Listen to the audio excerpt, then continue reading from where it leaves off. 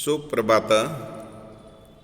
सरस्वती शिक्षा समिति पाली कक्षा 9वीं विषय हिंदी कृतिका का पाठ इस जल प्रलय में अपन भाग 2 में आज जहां आपने पटना की बाढ़ के पानी का वर्णन पढ़ा था उसी में अपन आगे पढ़ना शुरू करेंगे।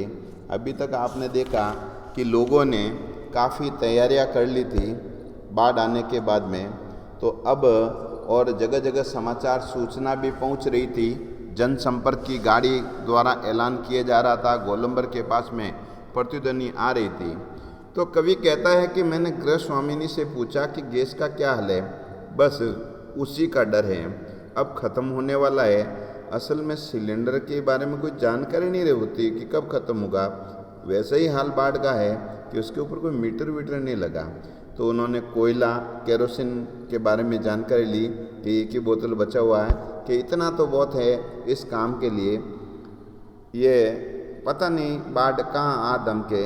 राजेंद्र नगर में सावधान सावधान की ध्वनि कुछ देर तक घूमती रही। ब्लॉक के नीचे दुकानों में से सामान हटाया जाने लगा। फ्लैट के नीचे दुकानदार बहुत कागज़ इकट्ठा करा था, बाद में वो जला भी देता है, तो पूरे कमरे में धुआं पहुंच जाता है। और इसके बाद में कवि कहता है कि मैं कोशिश कर रहा था, पश्चिम की ओर कान लगाकर सुनने की चेष्टा कर रहा था कि पीर मुआन है, सालीमुरा है, अहरा जनक क्षेत्र हैं, वहाँ पर शायद वो पानी पहुंच गया होगा। और वो सुनने की कोशिश करता है कि नवल किशोर रोड पर और कुछ हलचल की आवाज़ें आ रही थी।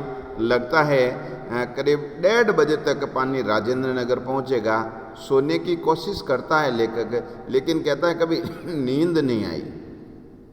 कंपोज की टिकिया अभी नहीं ली। उन्होंने सोचा यार ये बाढ़ के समय में लेखक की मन की स्थिति और वस्तु स्थिति का यहाँ वर्णन किया जा रहा है। फिर सोचा कविता लिख दूँ, बाढ़ पर लिख दूँ, बाढ़ की प्रतीक्षा और बाढ़ की स्मृतियाँ। लेकिन एक एक करके चलचित्र वो धीरे धीरे उसके सामने वो स्थितियाँ आने लगी। अब वहाँ बैठे बैठे उनको कई बातें याद आ रही। 1947 में मनिहारी में, तब पूर्णिया ये कटिहार जिला के इलाके में था ये गुरुजी। तो गुरुजी के साथ में जो स्वर्गीय सत्यनाथ भादुड़ी जी हैं, उनके साथ में गंगा मैया की बाढ़ से पीड़ित क्षेत्र में लेकर कहते हैं हम लोग पहुँचे थे, नाव से पहुँचे, चारों ओर पानी पानी। दूर एक द्वीप दिखा, जैसे बालूचर जैसा दिखाई पड़ा। हमने कहा वहाँ चलकर जरा चहलकदमी करेंगे, टांगे सीधी कर लेंगे।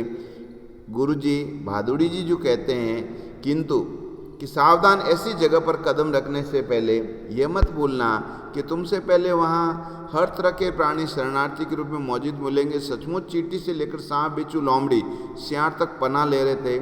और भादुड़ी जी की राय के अनुसार हम नाव पर पकाई घाव जो हैं, पकाई घाव की दवाई साथ लेकर गए। जो पानी में पैर की अंगुली सड़ जाती है, तलवे में घाव हो जाते हैं, की दवा लेकर गए। दिया सिलाई की डिबिया साथ में लेकर गए। केरोसिन का तेल साथ में रहना चाहिए, ऐसा पहले से उन्होंने बता दिया। सचमुच हम जहाँ जाते खाने पीने की चीज़ें से पहले लोग पकाई घाव की दवा मांग लिया करते थे। अब कवि कहते हैं परमान नदी की बाढ़ में डूबे हुए एक हमें खबर मिलती है कि वहाँ ये रात सामग्री बांटने के लिए वहाँ पहुँचते हैं। तो उन्होंने देखा कि एक मसहरी बस्ती में हम रात सामग्री बांटने गए, तो खबर मिली कि वे कई दिनों से मछली और चूहों को झुलसा कर खा रहे हैं, किसी तरह उनकी जी रहे हैं। तो किंतु टीले के पास जब लेखक और पहुँचते हैं तो ढोलक और मंजीरों की आवाज़ें सुनाई दे रही थी उस समय। और उन्होंने देखा कि वहाँ एक ऊंची जगह मचान बनाकर स्टेज की तरह बनाया हुआ और बलवाई नाच हो रहा था। ढोलक वहाँ बजने लगती हैं, दागिड़ दागिड़ जैसी स्थिति में बताया।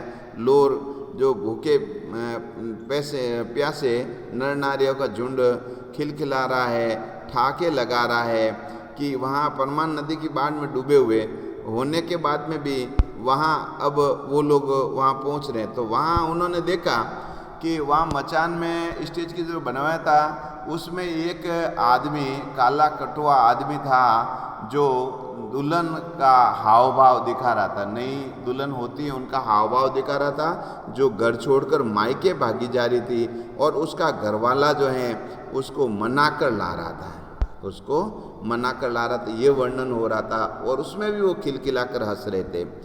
अब एक वर्णन कवि के मन में और याद आई कि सन 1967 की घटना है, जिसमें पुनपुन का पानी राजेंद्र नगर में घुसा था। तो एक नाव पर कुछ सजे धजे युवक युवतियों की टोली, उस समय कहते हैं कि वो पानी घुसने के समय स्थिति ऐसी हुई थी कि लोगों के पास में कुछ सामान भी नहीं था।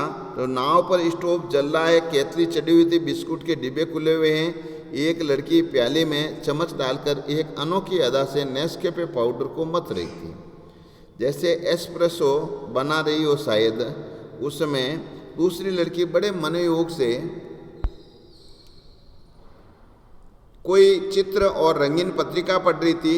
एक युवक दोनों पैरों को फैलाकर बांस लगी नाव से नाव को खेरा था।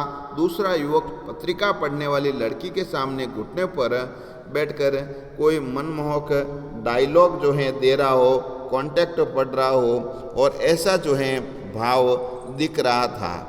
मनमोहक डायलॉग बोल रहा था और उसमें पूरे वॉल्यूम के साथ में उनके साथ में एक ट्रांजिस्टर चल रहा था, जिस पर गाना भी आ रहा था। और उस समय गाना का बोल ये थे कि हवा में उड़ता जाए मोरा लाल दुपट्टा मलमल का हो जी हो।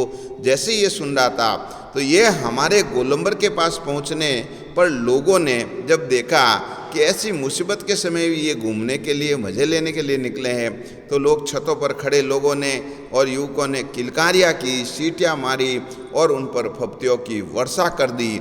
और उन फूड युवकों की सारी जो दिखावटीपन, जा एग्जिबिशन का अर्थ क्या लेंगे, दिखावटीपन, तो तुरंत सारा छू मंत्र हो गया और ये युवतियों के रंगे हुए लाल लाल होठ गाल काले पड़ गए। और नाव पर अकेला ट्रांजिस्टर ही उस समय उस रेडियो में एक गीत बज रहा था, नैया तोरी मंझदार होशियार ओ होशियार। ऐसे करके अभी तक लेखक बाढ़ आई नहीं है और लेखक शायद मन ही मन विचार कर रहा था स्थिति कैसी थी। तो अपन देखते हैं कुछ इनमें आए काम कठिन शब्दार्थ हैं। गौरिक, गेरुए रंग, आच्छादित, ढका हुआ, उत्कर्ण, सुनने को उत्सुक, आसन यानी पास में आया हुआ, धनुषकोटि, धनुषकोटि एक स्थान का नाम है वहाँ पर जो था। और बलवई, यहाँ पर बलवई का अर्थ लिखा है इन्होंने, एक प्रकार का लोक नृत्य है। एग्जामिनेशन अंग्रेजी शब्द हैं जिसका अर्थ आप लोग ले लेंगे, अर्थ प्रदर्शन करना है, प्रदर्शनवाद की ओर आगे बढ़ना है। अब अपन इनके कुछ प्रश्न उत्तर करना आरंभ करते हैं, जिसमें मृत्यु का तरल दूत किसे कहा गया और क्यों। तो बाढ़ के पानी रूपी दूत को तरल दूत कहा है क्योंकि मृत्यु का जीता जागता दूत है जो सामने से दिखाई दे रहा है, और बाढ़ के लगातार बढ़ते जल को मृत्यु का तरल दूत कहा गया। अब क्यों कहा है, क्योंकि पल भर में देखते ही देखते न जाने कितने घरों को ये उजाड़ देता है, और जो भी जीव जंतु हैं, लोग हैं, जो बेघर करके उन्हें बेघर भी कर देता है, मौत की नींद भी सुला देता है। और बाढ़ का पानी आ जाने से आज चारों तरफ जो है वो सीधा सीधा फैन उगलता हुआ आ रहा था, जिसके कारण लेखक ने उसे मृत्यु का तरल दूत कह के संबोधित किया है।